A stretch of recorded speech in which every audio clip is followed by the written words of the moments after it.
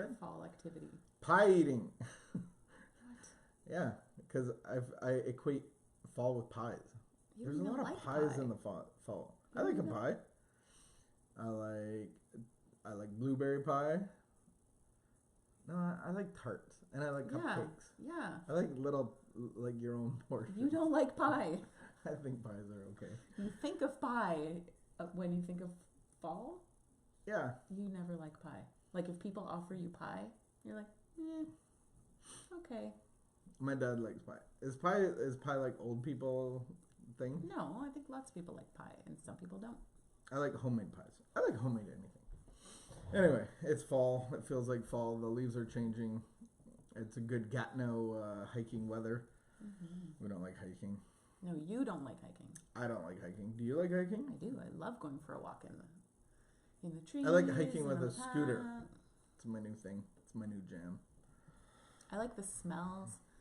Like fall has a smell. Of dying leaves. It smells nice when The you're smell of death. outside, and it's like it's not It's the true. smell of death. It is. No, It is nice. smells wonderful. Yes. It's a interesting smell. Whereas spring is a horrible smell. Yeah, Yeah. spring is kind of a gross smell, What but day there's are- excitement to it though. Excitement to spring? Yeah, Not excitement to fall? yeah. I like the transition between clothing would be my favorite am fall activity. working. You can wear a long sleeve, you can wear short pants, you can wear a hoodie with short pants, I love a hoodie and like still wear sandals. you can wear pants Although- with short shirts. I'm less hardcore about my sandal wearing than I used to be. You used to wear sandals in the winter.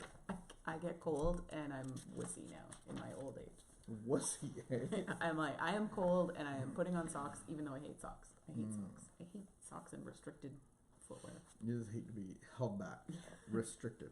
My toes like to be free. All right, Mrs. Ruby. Faith and money. I feel like it's your turn. No, I it's went yesterday. the fourth. Okay. Sometimes there's not enough money to make ends meet, much less afford any luxuries. People may tell us to do a budget, and we chuckle. The expenses we need to pay for survival surpass the income. We look at the situation, shake our heads, and say, no way. Many of us have had to live through these situations. This is not the time to panic. This is not the time to despair. Panic and desperation will lead to bad judgment and desperate moves. This is the time to substitute faith for fear. This is the time to trust God to meet our needs. Take life one day and one need at a time. Use your survival skills positively. Know your possibilities are not limited by the past or by your present circumstances. Examine any blocks that may be stopping the flow of money in your life. Do you have an attitude, an issue, a lesson that might be yours to change and learn? Maybe the lesson is a simple one of faith.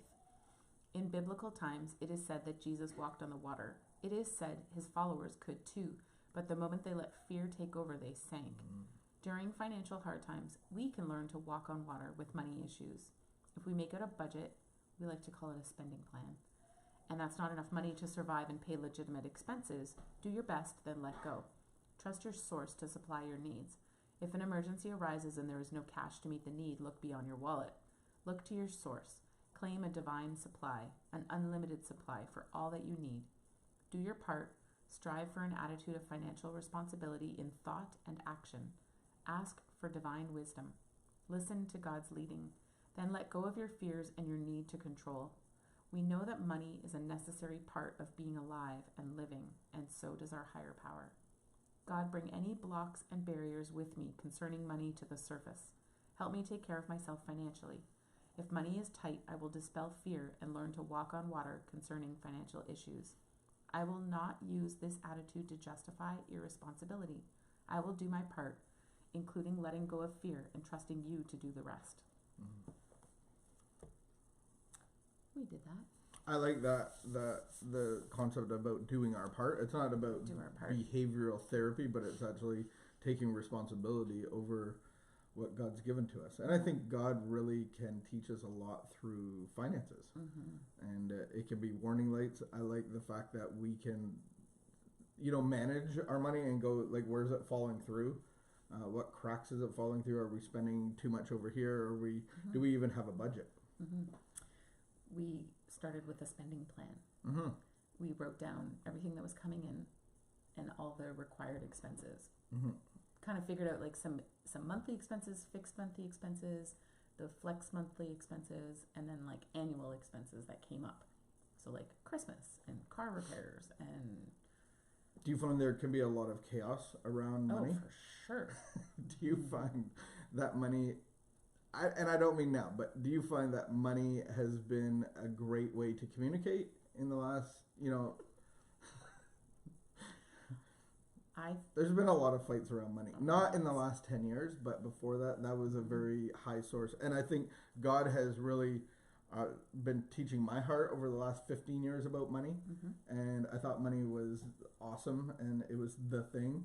And then I looked at my using and it was more about using, not about money. And then in my recovery as a man, I felt like a bit of the trades, you're defined by a level of money and per hour.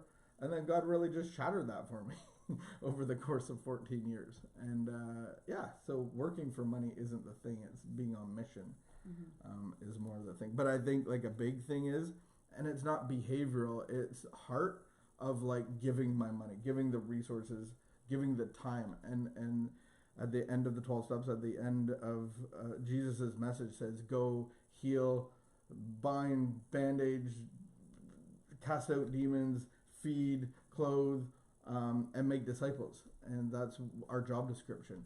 And I think so many times, even with our money, we can't come out of the blessing of being in the kingdom of God because it's mine. And so if I'm sitting on the throne of my time and my money, then I get my results. And so if I give that all to God, and I like the prophet Micah comes with a message to the people in the Old Testament, and he's like, just give a little bit of, like, God controls the weather and everything, and he's giving you all this grain and food, and give him just give him a little bit, and he's gonna blow your storerooms open.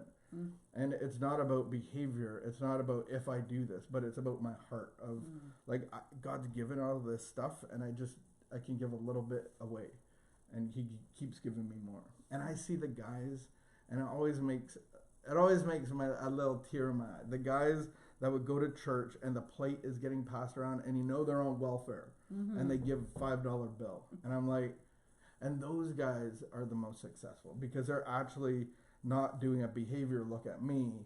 I've been told to do this, but it's like my heart is changing and I have a little bit of welfare money and I'm putting it in the basket. And I see that God really multiplies those little things. We bring him our fish and our loaves and he multiplies it. Bring him our little and he explodes it. Yeah. Faith and money. Let's walk on water. Let's walk on water today, guys. Yeah. Good sermon. It is Sunday. Getting warmed up. I Hey, join us. When are we? 4 o'clock Eastern. 4 p.m. Eastern. If you want to join us, we're in the book of Matthew going through the Beatitudes. And so 4 o'clock, we'll do a little bit of worship in the Word, do a little communion together. That doesn't go on this channel, though. No, but it's on Union City Church. You're leading me. All right, we hopefully we'll see you at 4 o'clock. Join us at Union City Church. Anything else?